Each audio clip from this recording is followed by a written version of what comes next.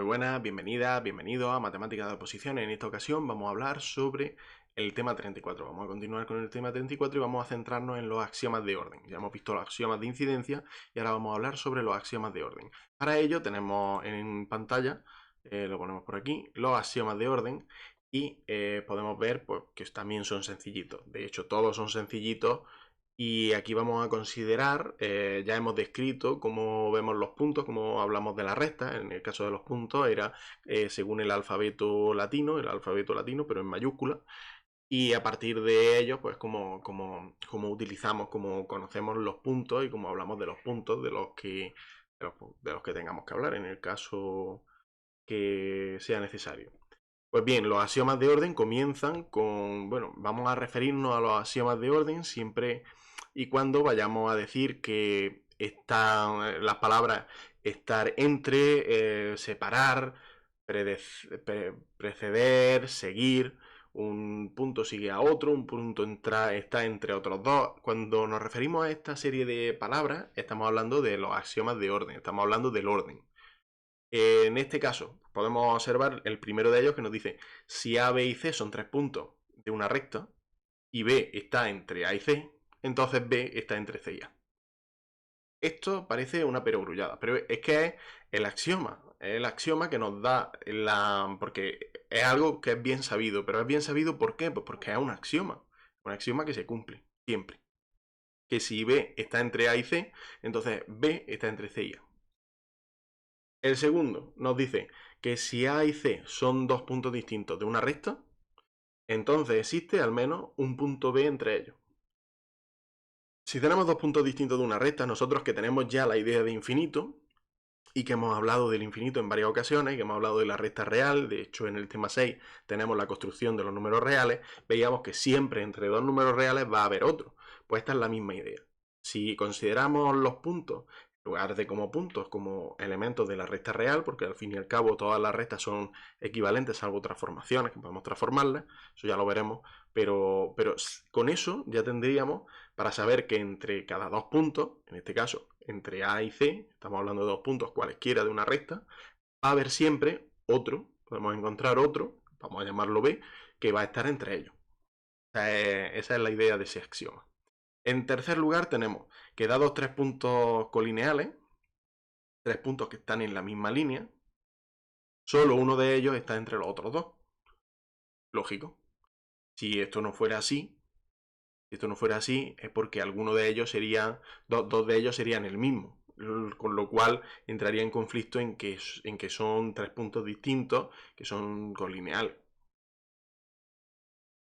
El cuarto, cualesquiera cuatro puntos A, B, C y D de una recta se pueden disponer de forma, esos cuatro puntos se pueden disponer de la forma siguiente. De la forma que B está entre A y C, si nosotros tenemos cuatro puntos, les podemos poner los nombres de la forma que queramos hasta saber que tenemos la situación en la que B está entre A y C y también entre A y D. Y que C está entre A y D y entre B y D. Eso es lo que se busca. Y bueno, con ello tenemos que con estos cuatro axiomas, estos axiomas nos permiten demostrar que una recta dada dada una recta y dos puntos sobre ella, existe un número infinito de puntos entre dos, cualesquiera de ellos. Esos dos puntos existe un número infinito de puntos. Y esto es lo que se define y lo que definimos como segmento, porque lo vamos a utilizar más adelante y al denotarlo lo solemos usar de la siguiente forma. Lo solemos usar teniendo en cuenta, si tenemos los dos puntos A y B, el segmento vendría dado pues simplemente al poner una línea encima. O en los casos en los que no haya confusión, directamente AB. Estamos hablando del segmento AB. Es decir, todos los puntos, los infinitos puntos que hay entre A y B. Toda una recta, tenemos el punto A, punto B, pues todos los puntos que hay aquí son los que consideran los que están en ese segmento. Sería el segmento. Vale. Pues siguiendo con los axiomas, una vez que sabemos lo que es un segmento, vamos a hablar sobre dados 3 puntos A, B y C, que no son alineados y una recta R, en el plano que determinan ABC, vamos, ABC, por 3 puntos pasa únicamente un plano, y por lo tanto, el plano que determina los puntos ABC, tenemos una recta en ese plano. Que no pasan por ninguno de ellos, pero que sí que pasan por los segmentos que unen dos de ellos. Vamos a ponernos en situación. Estamos hablando de la siguiente situación. A ver, esto lo borramos. Estamos hablando de la siguiente situación. Nosotros tenemos 3 puntos. Vamos a poner A, B y C. Y los puntos los segmentos que lo unen. Entonces nos dice que una recta corta a dos de ellos. Corta a AB y a CB. Perdón. No, porque eso es lo que, eso es lo que queremos. Que una recta corta a uno de ellos. Una recta R corta a AB. Entonces, o corta a AC o corta a ABC. Ese es otro axioma y gráficamente lo podemos ver muy claro, que o la recta viene así, si una recta corta a este lado y no pasa por ninguno de los vértices del triángulo, entonces o tiene que cortar a ABC o tiene que cortar a AC. Son las dos posibilidades. Son las dos posibilidades que tenemos. Bien. Volvemos aquí, a los axiomas. Y ese sería el quinto axioma. Pero es que con estos axiomas hay que tener en cuenta cómo afecta a la separación, por tanto de las rectas como de los planos. Ya hemos visto lo que son los planos, hemos visto lo que son las rectas y hemos visto que una de las palabras principales a la hora de referirnos al orden era la de separar. Pues ¿cómo afecta a la separación de una recta? Pues en cuanto a la separación de una recta, podemos encontrarnos elementos geométricos que son las poligonales, que pueden definirse a partir pues, de segmentos de la siguiente forma. Podemos definir una poligonal de la siguiente forma. Empezamos en este punto, hacemos un segmento, después hacemos otro segmento, después hacemos otro segmento. Todo esto es una poligonal.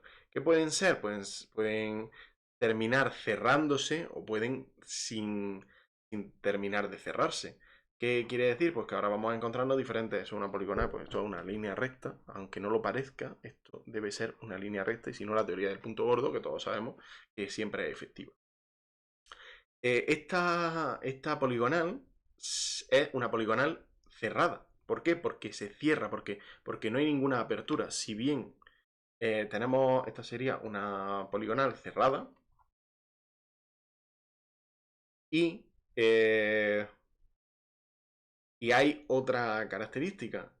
Si estamos hablando de un polígono simple o un polígono compuesto. Las simples o no simples, si atiende a los puntos en común de los segmentos. ¿Qué quiere decir? Quiere decir que no se corta. Por ejemplo, si tenemos esta poligonal es abierta y también es simple, porque no se corta.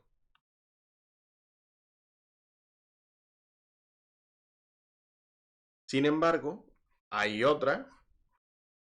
Esta, por ejemplo, es abierta porque no se cierra, pero no es simple porque sí que se corta.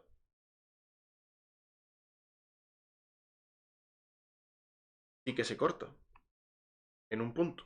Hay un punto que pertenece a dos segmentos a la vez, por lo tanto pasa a no ser simple. Luego también hay cerradas simples, pues simplemente al cerrar esta tendríamos una cerrada simple. Esos son los tipos de poligonales que podemos encontrarnos, pero es que también en cuanto a las rectas y a las separaciones de rectas podemos encontrarnos con semirrectas. Todos sabemos lo que son lo que es R+. Vamos a incluirle el 0, que hay algunos casos en los que es el 0. Por lo tanto tenemos la recta real pero la parte positiva. Eso es una semirrecta. Es una semirrecta que considera desde un punto en adelante. Todo lo que haya, pero solo a un lado de ese punto, al otro no. O una, lo que llamamos semirrecta. Pues todas estas construcciones surgen de esos axiomas. Aparte también tenemos las famosas separaciones del plano. Lo mismo que tenemos la semirrecta, pues también tenemos el semiplano. Lo que es un semiplano, por el mismo ejemplo que hemos puesto, pues cuando tenemos la desde x, bueno, desde x igual a 0, si tenemos en el eje en el eje tridimensional tenemos las tres dimensiones x y z y vamos a considerar el eje positivo para la x. Por lo tanto, ahí va a ser un plano. El plano para la x positiva, perdón, no hace falta, simplemente al considerar la x positiva, no hace falta. Al considerar en el eje cartesiano la x positiva, estaríamos considerando este semiplano. Ahí puede ser positiva o negativa. Entonces estaríamos considerando este semiplano. Considerando para allá. La x es 0. Pero igual. ¿No? Y todo eso es un semiplano que parte de esta recta. De esta recta que es x igual a 0. Hacia la derecha. De acuerdo. Una de las definiciones que no hemos visto todavía, que solo hemos visto a partir, sí la hemos visto, pero a partir de la definición de Euclides. De las definiciones de Euclides. Es la de ángulo. Y la de ángulo, la definición de ángulo también surge por una partición, por una separación de los elementos en el plano, de los elementos, una separación en el plano. De hecho, lo habíamos definido como dadas dos rectas que se cortan, la incidencia que hacen una sobre la otra y viceversa. Pues bien, al cortarse dos rectas en el plano, obtenemos una serie de semiplanos. Tenemos el semiplano generado por esta recta y el generado por esta otra. Pues la intersección de estos semiplanos, la intersección en este caso, diríamos esta zona, por así decirlo, que también es parte de semiplano, es una especie de semiplano, esto es lo que se consideraría un ángulo. Pero es que por otro lado, si consideráramos esta y esta, pues tendríamos esta otra parte. ¿Ves? Por lo tanto, este semiplano. Pues esta región, los ángulos son las regiones que delimitan por las distintas rectas que se cruzan, las distintas rectas que son secantes. Así es como se ve. ¿Cuándo son estas rectas perpendiculares? Pues cuando son estos ángulos rectos, pues cuando las rectas que se cortan son perpendiculares. Ese es el principio de los ángulos. O sea, como vemos los ángulos. Así que aquí lo dejamos. Voy a poner de nuevo los axiomas de orden para que le echemos un vistazo. Y aquí finalizamos. Muchas gracias por todo y nos vemos en la próxima. Adiós.